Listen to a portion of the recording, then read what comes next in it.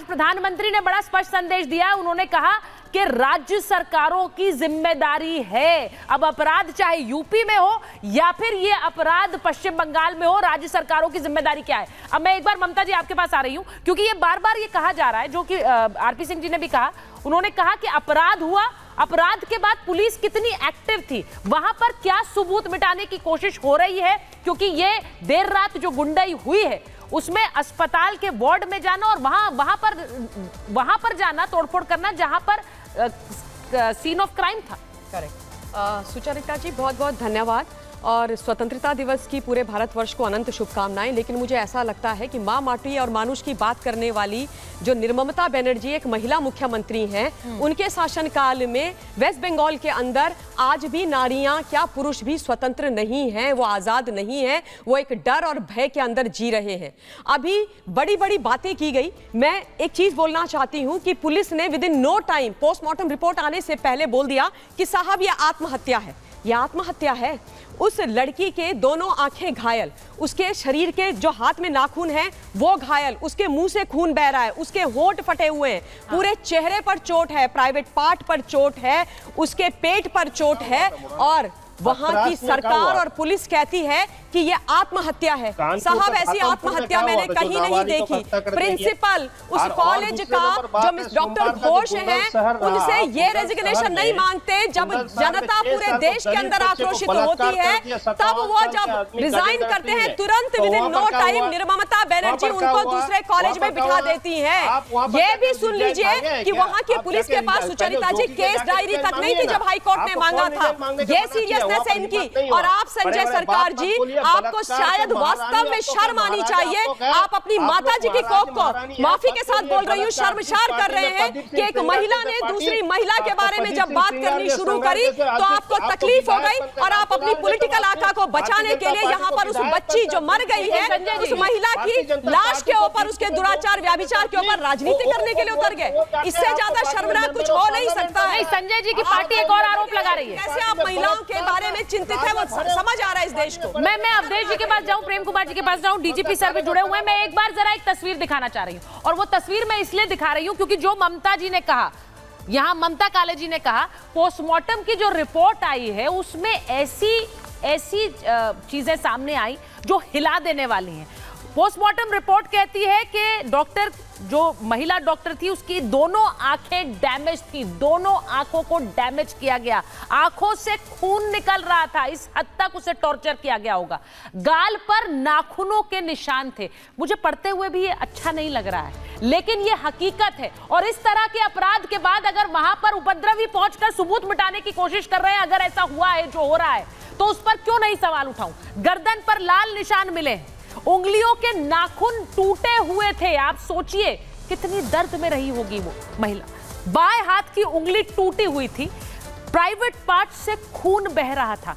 ये सब postmortem report की डिटेल्स हैं जो मैं बता रही हूं। बाएं पैर पर चोट के निशान थे और जिस तरह से उस महिला का शव मिला था, महिला डॉक्टर का, उससे ऐसा लग रहा था कि उसको असॉल्ट एक व्यक्ति ने नहीं बल्कि 3-4 लोगों ने असॉल्ट किया है। ये भी वहां पोस्टमार्टम रिपोर्ट कह रही है। डीजीपी सर, मैं आपके पास आ रही हूं, मुझे जरा ये बता दीजिए कि एक जघन्य अपराध और उसके बाद वहां पर सीन ऑफ क्राइम में उपद्रवी घुसते हैं, तोड़फोड़ करते हैं, सारा क्राइम सीन को टैंपर कर देते हैं, और तब किसकी जिम्मेदारी है सर? ये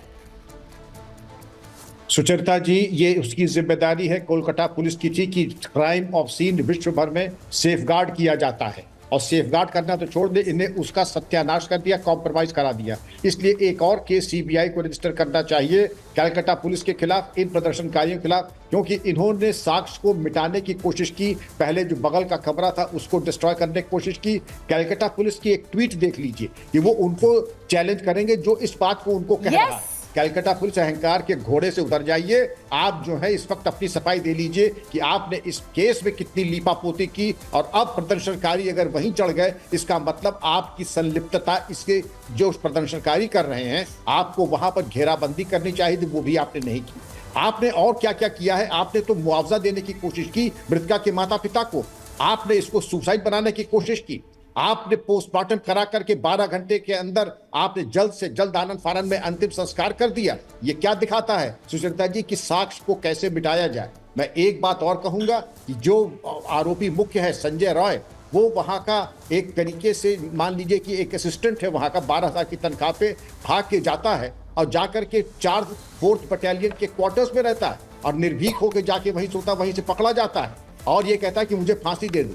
ये मनबड़पना तभी आता है जब आरोपी को मालूम हो कि उसके कोई बाल बांका नहीं कर सकता है, उसको पूरा संरक्षण है। परिणाम आपके सामने है और हम मुकाबला कर रहे हैं, इधर की जाइए उधर की जाइए। कोई भी बलात्कार जघन्य है, लेकिन इससे ज्यादा जघन्य कोई अपराध हो नहीं सकता है। मैं एक बार बेटा एक चीज और कहूंगा कि उसके प्राइवेट पार्ट से 151 मिलीग्राम सीमेन मिला है। इससे स्पष्ट जाहिर होता है कि ये एक गैंग रेप है और उसके मुंह को दीवार से टकरा करके जो उसके पे चोटें हैं, चश्मा चकनाचूर है, जिससे कि दोनों आंखें उसकी डैमेज हैं और पैर जो समानांतर होते हैं, पैर 180 डिग्री के ऊपर चौड़े, मतलब जितना टॉर्चर करके उस बच्ची को मारा गया है। और जेनाइटल टॉर्चर जो हुआ वो 4 पन्ने में रिपोर्ट है।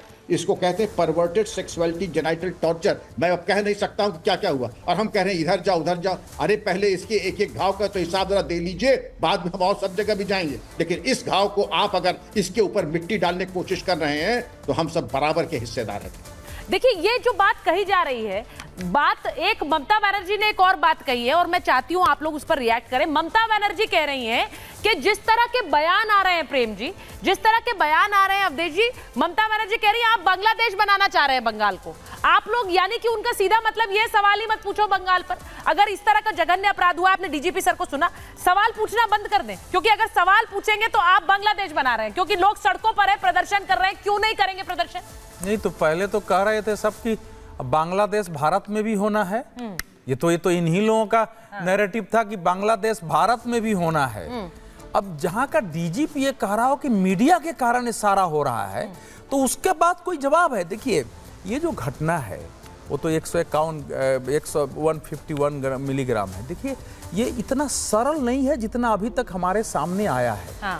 इसका उदाहरण जो है वो पिछले साल मैंने एक ही जगह देखा, वो गाजा में देखा था कि हमास ने जिस प्रकार से यहूदी लड़कियों के साथ, बच्चियों के साथ मतलब जो जघन्य कांड किया, मारने के बाद उसके साथ बलात्कार कर रही है, ठीक उसी प्रकार का इसके पीछे सोच क्या है मेरी समझ नहीं बन रही है। लेकिन इस समय तत्काल तो दूसरी घटना हमको नहीं लगती है जिससे इसकी तुलना की जाए, क्योंकि निर्भया कांड भी इससे पीछे था। अब यह है कि ये जो आदमी पकड़ा गया, इसका दूसरा पहलू यह है, देखिए 2011 में जब वो जीत के आई थी तो उन्होंने अपने यहाँ एक सिविल वॉलंटियर्स का पद क्रिएट किया था पूरे राज्य में। सिविल वॉलंटियर्स था जैसे कम्युनिस्ट पार्टियां अपने लिए करती थी। ये सिविल वॉलंटियर्स जो है, इनको पुलिस भी मानती है, प्रशासन भी, कि ये सब टीएमसी के लोग होते हैं। ये बूथ लूटने से लेके बूथ छापना, मारना, पीटना और अपने गाड़ियों पर पुलिस लिखते हैं। ये सिविल पुलिस माना जाता है, जैसे यहाँ सिविल डिफेंस है। तो इस आदमी को किसी से भय नहीं होता है, वीआईपी कमरे में जाके ये रह सकता है। लेकिन फिर भी ये केवल एक आदमी का काम नहीं हो सकता है। इसको फंसाने की ये एक आदमी को फांसी पर चढ़ा के पुलिस जानना चाह रही है, जो बंगाल के एक पत्रकार, एक व्यक्ति को छुपाकर बचाना चाह रही है। अवधेश जी ये कह रहे हैं, मुझे मेरा सवाल। लेकिन बंगाल के पत्रकारों में जो खबर आ रही है उसमें यह है कि वहां किसी बड़े नेता के एक भतीजे का नाम आ रहा है, लेकिन वो बड़ा नेता कौन है, वो भतीजा कौन है, ये लिख के नहीं दिया जा रहा है। क्योंकि इतना बड़ा जो है इसको छुपाना, ये साधारण एक सिविल वॉलंटियर को छिपाने के लिए नहीं हो सकता है। इसलिए बहुत बड़ा कांड है।